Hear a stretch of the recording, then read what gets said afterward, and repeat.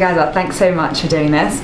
Could you start by telling us a bit about the normal mechanism of aqueous fluid production in the eye and how it's normally drained? Okay. Aqueous humor is produced by the ciliary process of the ciliary body and then percolates from the ciliary body through the pupil, over the surface of the lens, through the pupil and then into the anterior chamber. So very roughly, with some terrible drawing, if you've got the iris here, you've got a ciliary body sitting just tucked in underneath there. Here's your cornea at the front and there's the outside world. Pupils here, and you've got a lens sitting just behind there with zonules to the ciliary body, which is the other function of the ciliary body. So you produce aqueous by active secretion. It percolates over the surface of the lens, through the pupil there, into the anterior chamber and bathes the surface of the anterior chamber.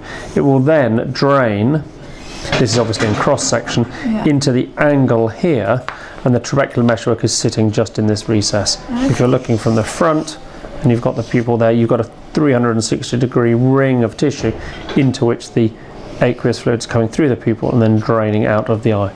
Brilliant, thank you. So in acute glaucoma, what sort of goes wrong with this process?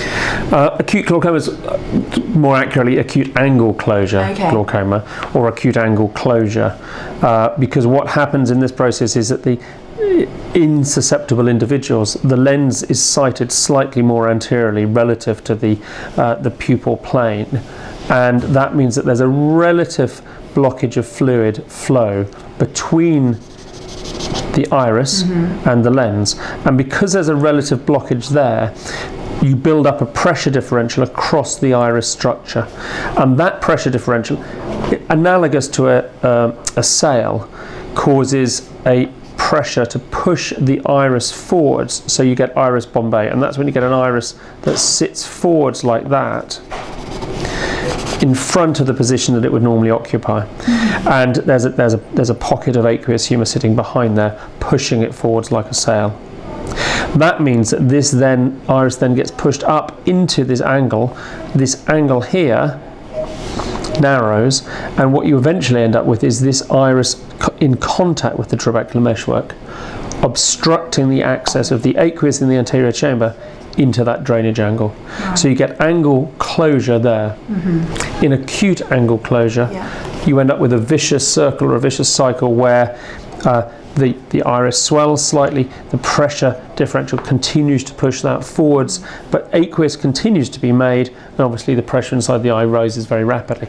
Sometimes those episodes are broken spontaneously. Patients come in and they've had headaches for months or years, they've had episodes of very high raised pressure for years, but every time it happens, it settles down or it resolves. In acute angle closure, that doesn't resolve, and it ends up in a situation where it can't resolve itself and you need to treat it. Okay. So you mentioned headache. How else would these patients present? How would you spot acute angle? Ocular, periocular pain, generalised headache. A lot of these patients, sometimes once they've had preventative treatment to stop this happening again, come in and say, my migraines have disappeared. In fact, they've been having some sort of pressure-related pain for sometimes years. You often get a sore, red, painful eye. Once the eye pressure becomes very high, the eye itself will become red, the conjunctiva becomes injected, the conjunctival vessels dilate, so you end up with a red eye. The vision will often become blurry because the cornea, at very high pressure, the cornea will become edematous. So the corneal endothelial pump fails to adequately pump the fluid out of the cornea to keep its clarity when there's a very high hydrostatic pressure gradient, and then therefore the cornea becomes swollen and then becomes cloudy and you can't see clearly. Characteristically, that also presents with symptoms of, or traditionally described as halos around bright light sources in dim rooms. So people see a variety of different descriptions, but little rainbow star patterns around lights. Sometimes they've got a full halo around a bright light. That's caused by scattering of the light, where the corneal collagen fibres and fibrils are spaced inappropriately by the increasing swelling within corneal edema. But you also have quite profound systemic symptoms. So some people feel very nauseous, feel very sick. Some people end up vomiting because they have a sort of effectively a sort of vagal stimulation. There are plenty of instances of people being admitted to general surgical wards with repeat vomiting, even Mallory Weiss tears hematemesis as a result of their vomiting, and they go through a whole assessment for that, when in fact it was a precipitating cause, was actually their acute angle closure. Fine, okay. So a doctor in A&E or a doctor on surgical take, what would be the signs that they need to try and pick up on examination? A sore red painful eye, particularly with a reduction in vision. If they've got eye signs, eye symptoms, if one eye is much more clearly red than the other, and if they describe an acute recent sudden reduction in visual acuity. Okay, and it's always unilateral? No, it's rarely it's bilateral.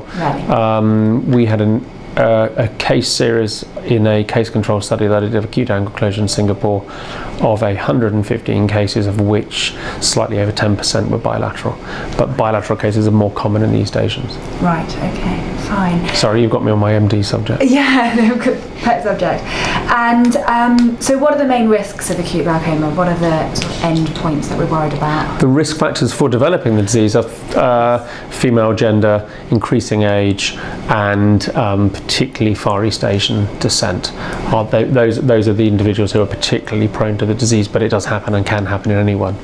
The consequences of untreated acute angle closure are ischemic damage to the vulnerable structures within the eye, and the most vulnerable structure is the iris. So you get ischemic iris damage, get a fixed dilated pupil as a result, but ultimately you can get pressure-related nerve damage. So you can end up with, within a matter of a day or two, start developing permanent, irreversible pressure-related optic neuropathy. So irreversible glaucomatous optic neuropathy. Fine. And finally, how do we manage these patients? What do we do in acute glaucoma? The first thing to do is to try and reduce the intraocular pressure. You can do that with aqueous suppressants. Cetazolamide or Diamox is a very effective aqueous suppressant, where they're given. Normally these patients can't take it orally because in severe cases they're vomiting.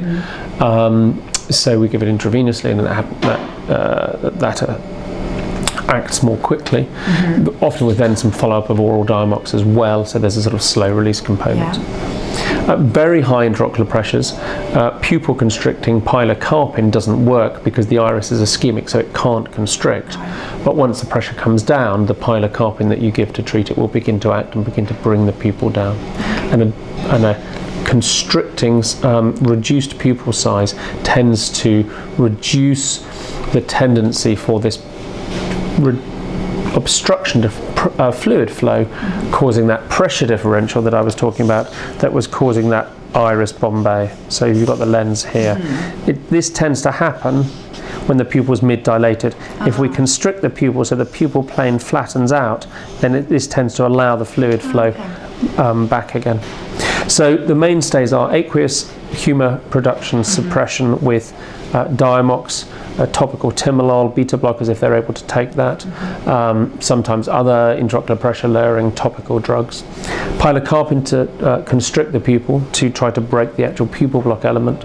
And then the definitive treatment is to make a hole in the iris, which is the iridotomy, with a laser from outside. That equalizes the pressure gradient across the iris and allows fluid flow through that hole, so that you've bypassed the pupil block, which is the sort of the underlying cause. Also, definitive treatment is lens extraction and cataract extraction. Lens extraction in the hot, inflamed eye carries its own risk to the corneal endothelium. It's more difficult surgery. So is generally left until some weeks or months later. We did do a randomized controlled trial I did a randomized controlled trial of early lens extraction, which showed better results, but there were significant risks. Right, okay. Thank you so much. So we like to finish it just by saying, say I was an F2 doctor in A&E or a GP trainee, or indeed a final year med student, what would you say are the 4 take-home points about acute glaucoma that we mustn't forget? Always consider it as a differential diagnosis of intermittent severe headache, particularly periocular or uniocular eye pain. To take a history that asks about visual symptoms in association with blurring of vision, with intermittent blurring of vision in association with headache and redness of the eye, particularly episodic, classically occurring in conditions of low light levels. Okay. Look for people who've got long-sighted, hypermetropic glasses is a characteristic point. And I'm going to come up with 3. I have to think about the 4th. That's good. 3 is one less to remember. Thank you very much. Thank you, Mr Gazzard. Welcome.